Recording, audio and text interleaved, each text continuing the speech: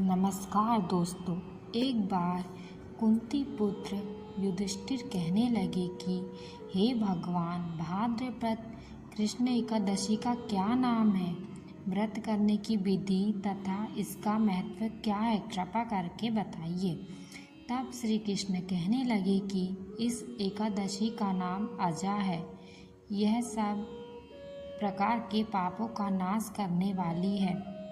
जो मनुष्य इस दिन भगवान विष्णु की पूजा करते हैं उसको वैकुंठ की प्राप्ति अवश्य होती है। आप इसकी कथा सुनिए। प्राचीन काल में हरिश्चंद्र नामक एक चक्रवर्ती राजा राज्य करता था। उसने किसी कर्म के वशीभूत होकर अपना सारा राज्य व धन त्याग दिया, साथ ही अपनी स्त्री, पुत्र तथा स्वयं को बेच दिया। वह स्वयं राजा चंडाल का दास बनकर सत्य को धारण करता हुआ मृतकों को कफन देने का काम कर रहा था, मगर किसी प्रकार से सत्य से विचलित नहीं हुआ।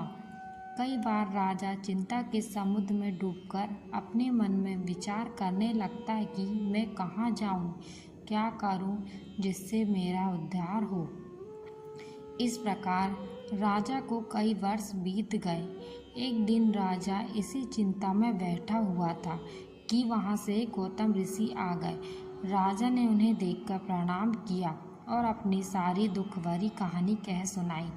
यह बात सुनकर गौतम ऋषि कहने लगे कि हे राजन, तुम्हारा भाग्य से आज से 7 दिन बाद भाद्रपद कृष्ण पक्ष की अजा नाम की एक एकादशी आएगी।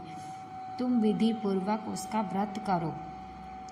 गौतम ऋषि ने कहा कि इस व्रत के पुण्य प्रभाव से तुम्हारे समस्त पाप नष्ट हो जाएंगे। इस प्रकार राजा से कहकर गौतम ऋषि वहाँ उसी समय अत्यध्यान हो गए। राजा ने उनके कथानुसार एकादशी आने पर विधि पूर्वक व्रत व जागरण किया। उस व्रत के प्रभाव से राजा के समस्त पाप नष्ट हो गए। उस समय स्वर्ग में नगाड़े बजने लगे और पुष्पों की वर्षा होने लगी। उसने अपने मृतक पुत्र को जीवित और अपनी स्त्री को वस्त्र तथा आभूषणों से युक्त देखा।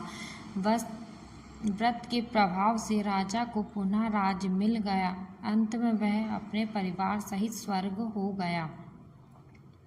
हे राजन, यह सब अजा एकादशी के प्रभाव से ही हुआ है। अतः जो मनुष्य यत्न के साथ विधि पूर्वक इस व्रत को करते हुए रात्रि जागरण करते हैं, उनके समस्त पाप नष्ट होकर अंत में वे स्वर्गलोक को प्राप्त होते हैं। इस एकादशी की कथा के श्रवण मात्र से यज्ञवेद यज्ञ का फल प्राप्त होता है।